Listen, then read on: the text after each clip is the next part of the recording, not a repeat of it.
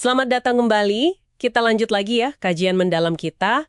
Kali ini kita bakal fokus ke materi dari Jim Collins. Lebih spesifiknya bab terakhir dari buku Good to Great. Bab ini kan kayak jembatan ya antara konsep buku itu sama Build to Last. Nah, fokus kita hari ini, gimana sih perusahaan itu bisa pindah dari yang cuma hebat hasilnya jadi hebat yang ikonik gitu dan bisa tahan lama. Itu pertanyaan penting banget. Karena Good to Great itu kan intinya kayak buku resep ya. Panduan gimana caranya gitu. Cara ngubah perusahaan yang biasa aja atau baik jadi perusahaan yang kinerjanya hebat terus-menerus. Tapi, nah ini dia, seperti yang dibahas di bab 9 itu, ternyata kinerja hebat aja tuh belum tentu bikin perusahaan awet. Disitulah Build to Last masuk. Buku itu ngejelasin gimana cara bangun perusahaan yang nggak cuma hebat, tapi ya itu tadi, ikonik dan bisa bertahan lintas generasi. Menarik, menarik. Jadi, apa dong bedanya perusahaan yang dibahas di Build to Last itu? Maksudnya ada dimensi ekstra apa nih yang nggak cukup cuma pakai prinsip Good to Great? Collins nemuin sesuatu yang lebih kan? Tepat sekali. Jadi, ternyata disiplin dari Good to Great itu, ya penting sih, penting banget malah, tapi belum cukup sendirian. Buktinya, banyak juga perusahaan GTG yang akhirnya, ya, meredup. Nah, yang bikin beda perusahaan yang tahan lama itu, mereka punya semacam kompas internal yang kuat banget. Namanya ideologi inti atau core ideology. Ideologi inti. Iya, isinya ada dua. Nilai-nilai inti, core values, yang fundamental banget buat mereka, dan tujuan inti, core purpose.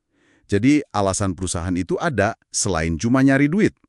Nah, ideologi ini bekerja dalam dinamika yang disebut pertahankan inti, rangsang kemajuan. Preserve the core, stimulate progress.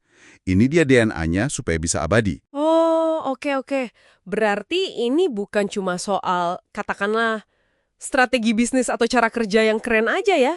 Tapi ada sesuatu yang lebih dalam gitu. Kayak jiwanya perusahaan. Betul, bisa dibilang gitu. Coba lihat contoh Hewlett-Packard HP di awal-awal berdiri. Bill Hewlett sama David Packard itu nggak cuma mikirin produk inovatif loh. Mereka bangun perusahaan di atas nilai inti. Contohnya kayak kontribusi teknis sama respek ke tiap individu. Dan mereka bilang terang-terangan kalau profit itu bukan tujuan utama. Ideologi inilah yang mereka sebut the HP Way, yang jadi panduan mereka. Makanya bisa bertahan. The HP Way ya. Atau contoh lain, Merck. Mereka kan pernah putusin buat bagi-bagi obat Mectizan buat kebutuhan sungai gratis. Padahal tahu nggak bakal untung. Oh ya, kenapa gitu? Nah, karena itu sejalan sama tujuan inti mereka. Melayani kemanusiaan. Keputusan itu dasarnya ideologi, bukan sekedar hitung-hitungan pasar. Wah, contohnya kuat sih itu. Tapi, jujur aja nih ya, seberapa realistis sih ideologi inti ini beneran jadi penentu? Apalagi kalau tekanan profit dari pasar lagi kenceng-kencengnya. Bukannya ada risiko ini cuma jadi, pajangan manis aja di laporan tahunan? Nah, itu dia tantangan sesungguhnya. Makanya, disitulah disiplin jadi kunci.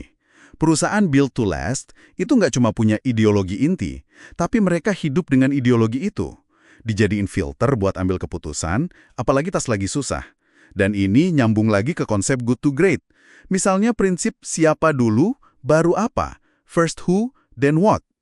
Ah, iya. Itu kan bukan cuma soal rekrut orang pintar aja, tapi rekrut orang yang secara fundamental klik, cocok gitu, sama nilai dan tujuan inti perusahaan Anda. Ini yang bikin budaya perusahaan kuat dan ngejaga ideologi itu nggak cuma jadi slogan.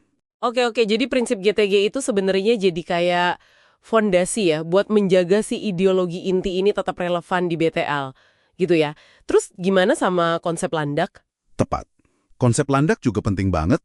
Ingat kan, irisan 3 lingkaran pemahaman mendalam itu?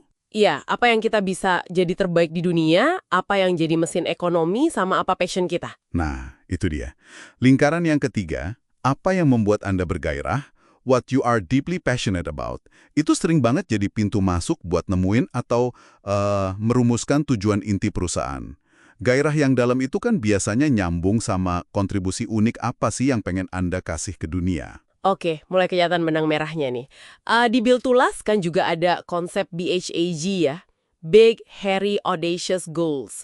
Nah, temuan di Good to Great itu gimana caranya bantu kita biar lebih paham soal BHAGs ini? Biar nggak sekedar jadi target ambisius yang, ya gitu deh, kosong. Good to Great ngasih filter yang krusial banget. BAG yang baik, yang efektif, itu adalah BAG yang akarnya kuat di konsep landak Anda. Artinya, tujuan gede itu harus sejalan sama 3 lingkaran tadi. Terbaik di dunia, mesin ekonomi, plus gairah Anda. Harus laras ketiganya ya. Betul. Nah, BAG yang buruk atau berisiko gagal, itu biasanya yang dibikin tanpa pemahaman mendalam ini. Mungkin cuma karena dorongan ego, ikut-ikutan tren pasar, atau modal nekat aja.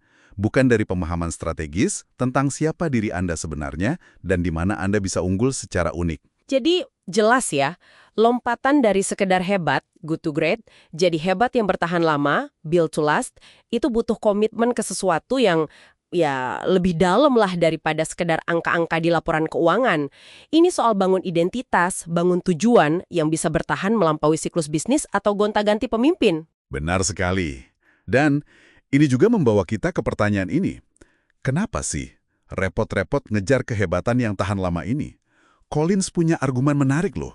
Dia bilang, membangun sesuatu yang hebat secara disiplin, pakai landasan pemahaman yang dalam ini, itu seringkali nggak lebih sulit daripada berjuang cuma buat mempertahankan kondisi yang biasa-biasa aja atau mediocre. Malah, lebih dari itu, usaha ini biasanya nyambung sama kita melakukan pekerjaan yang bermakna. Sesuatu yang beneran kita peduliin gitu. Itu sendiri udah jadi imbalan kan? Menarik. Sebuah pemikiran penutup nih buat Anda yang mendengarkan. Coba deh direnungkan sejenak. Di luar target, di luar metrik kesuksesan yang biasa, apa sih yang benar-benar penting buat Anda dalam pekerjaan atau mungkin organisasi Anda? Apa ideologi inti, nilai dan tujuan fundamental yang bisa jadi panduan Anda? Nggak cuma menuju kinerja hebat, tapi juga menuju sesuatu yang lebih bermakna dan, ya itu tadi, bisa bertahan lama.